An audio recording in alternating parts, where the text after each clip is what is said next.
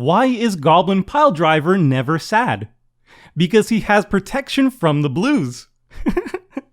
This video is sponsored by Cool Stuff Inc. with free weekly content and free shipping on orders over $150. You can save 5% site-wide by using the promo code MTGMudsta. If you're looking for a direct way to help the channel, please consider joining my Patreon and becoming a member of the generic Goblin Gang. Hey gang, and welcome back. I've got the iconic duo of some new friends and some new decks headed your way. First up, Max has built Rocco, Street Chef, keeping Bountiful Promenade, Michaeloth, Mountain, Plains, Decimate, and a Bloodspore Thrinax. New to the channel is Simon, and he's playing the new Yargle and Multani, keeping 2 Swamps, a Snow-Covered Forest, Monumentous Fall, Temple of Malady, and Rite of Consumption. Will is also new, but he's got the old hotness of the Mimeoplasm.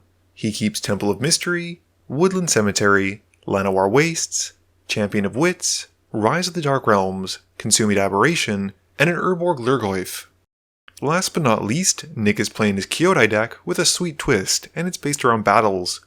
He keeps Forest, Mountain, Path of Ancestry, Simic Guildgate, Hollowed Fountain, Austere Command, and Invasion of Dominaria. Will wins the die roll and starts us off. Will plays a tap Temple of Mystery, Scrying 1. Nick plays a tap Path of Ancestry. Max plays a Bountiful Promenade, passing. Simon has a temple as well with Temple of Malady, Scrying 1.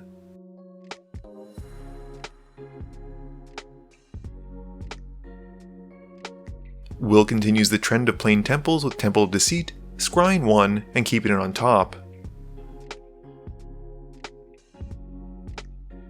Nick's got a Selesnya Guildgate, passing as well. Max plays a Mountain. Simon plays a tapped Overgrown Tomb, passing. Will plays Llanowar Wastes and taps enough for Champion of Wits. He draws 2 and then discards a Consuming Aberration and Woodland Cemetery.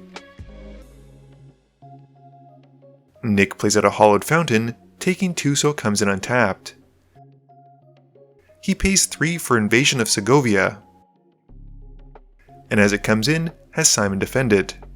He also gets to make 2 trampling 1/1 Kraken tokens, and he passes after that.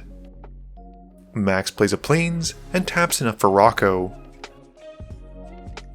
He passes, and during his end step, Rocco triggers, having the table exile their top cards, and they're allowed to play it until their next turn. Simon draws, and has a Snow-Covered Forest for turn. He plays out a Scepter of Celebration, paying 3, and passes. Will plays his Forest from exile, and Max gets to put a +1/+1 counter onto Rocco and make a food token.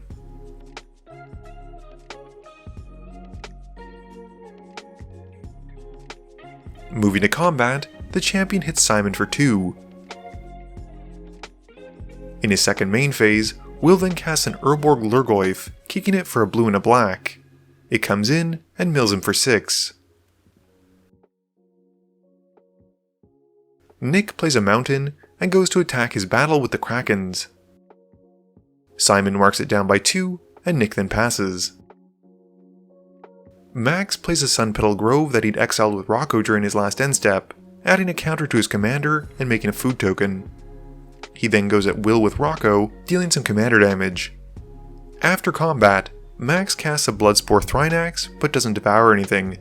He then passes, and at the end step, the previously exiled cards are gone forever, and they all exile a brand new one.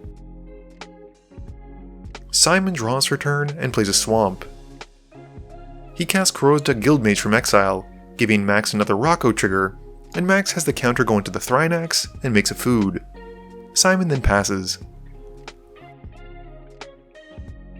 Will taps 3 for Crucible of Worlds in his main phase, and then goes through his graveyards to play out a Murkwater Pathway.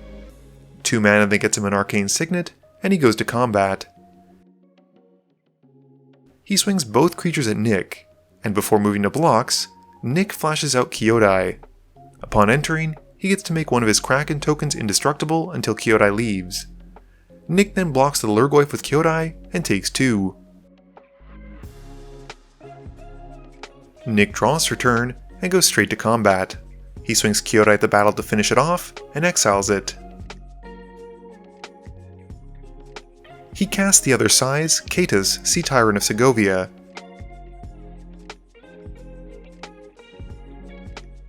And once it's out, helps convoke out an Evasion Fioria, picking the mode to destroy all non-legendaries. One of his Kraken survives because it's indestructible thanks to Kyodai, and he has Max defend it.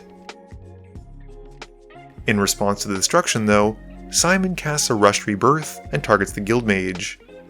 The board is then mostly wiped, and Simon gets to tutor for a creature card with mana value less than 2.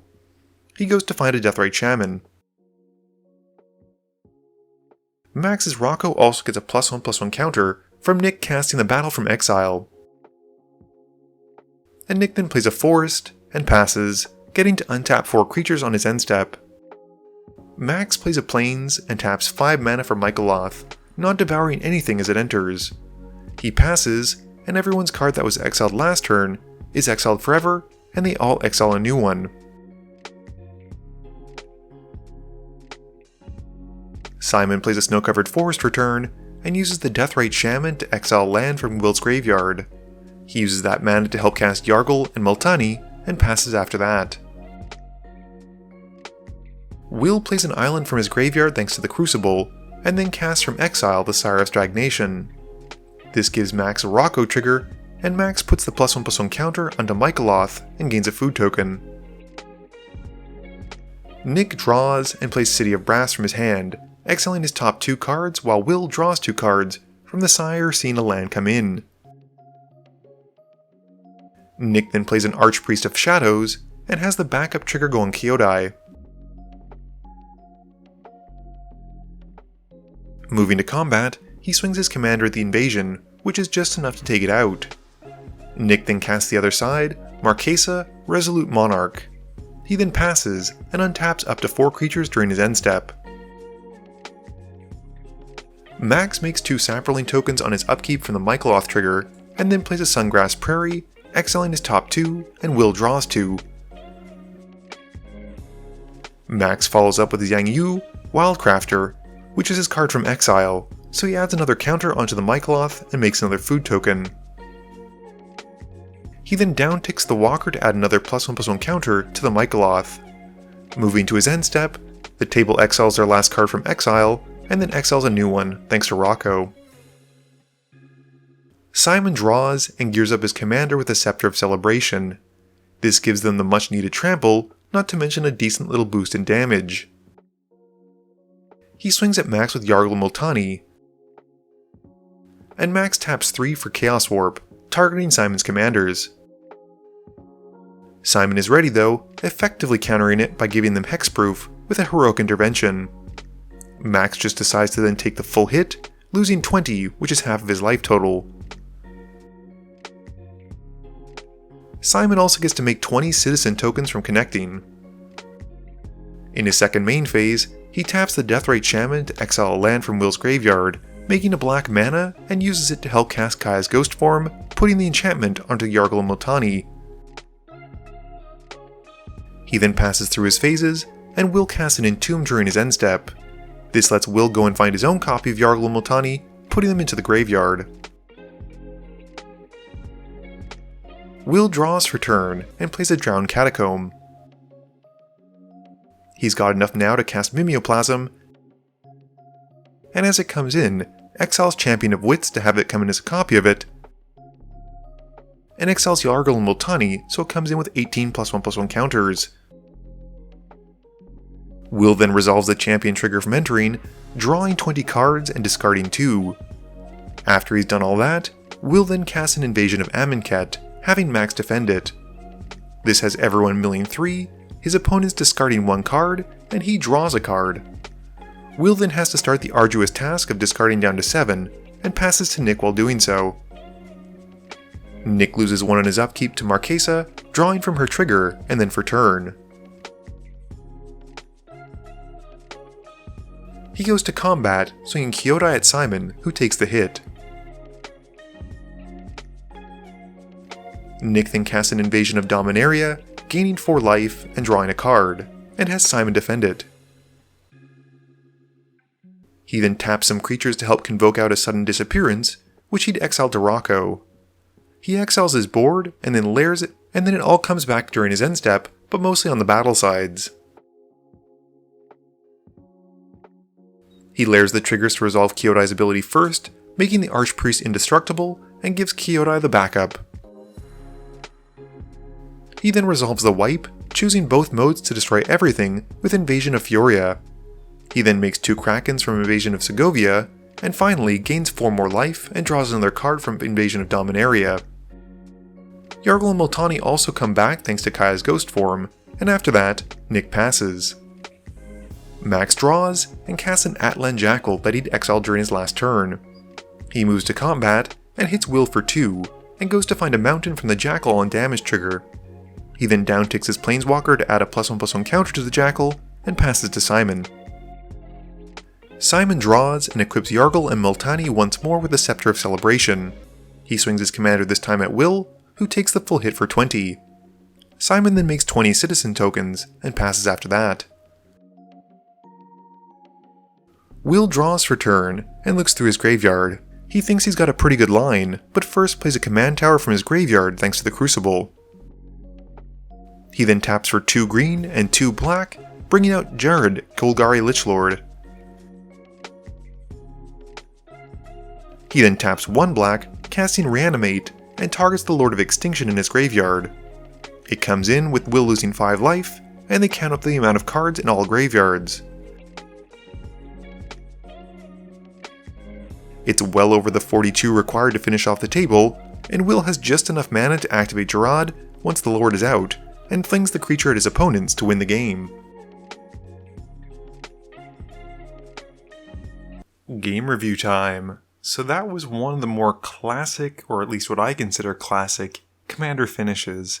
The classic Gerard and throwing a Lord of Extinction to kill everyone is always fun to see, and while a little bit anticlimactic since no one had any way to interact with it, I still think it was a pretty fun way to end the game. Nick's Kyodai deck was actually really good. I kinda questioned why he picked that commander, and Nick kinda did too, but mostly he just wanted to have some kind of built-in evasion and pump which would allow him to connect with the battles and flip them in only 1 hit. As you saw, that worked out pretty well, and Nick got a lot of value, especially when he was able to blink the cards to turn them back into battles and get maximum value out of them. I thought Simon's deck was pretty sweet, and the Scepter of Celebration putting his opponents to being 1 short of commander damage lethal was really funny. I would have loved to see a little bit more of Simon's deck to see what it really could do, and all the fun cards that abuse and use Yargle and Multani's massive power. Max kept calling his Rocco deck a group hug deck, and I don't really agree, although I guess his end of turn trigger was technically card advantage for the entire table. It's a very on-curve commander, and it doesn't just care about cards that it exiles, it just cares about cards coming in from exile, so that powers up pretty quickly, especially with the battle deck. This video wouldn't be possible without the help from my sponsors, Cool Stuff Inc., Multizone, Original Magic Art, and Alter Sleeves. But it definitely wouldn't be possible without the help from you, the viewers, and my patrons. So I just want to say thank you for watching, and to remember, friends are just opponents you haven't eliminated yet.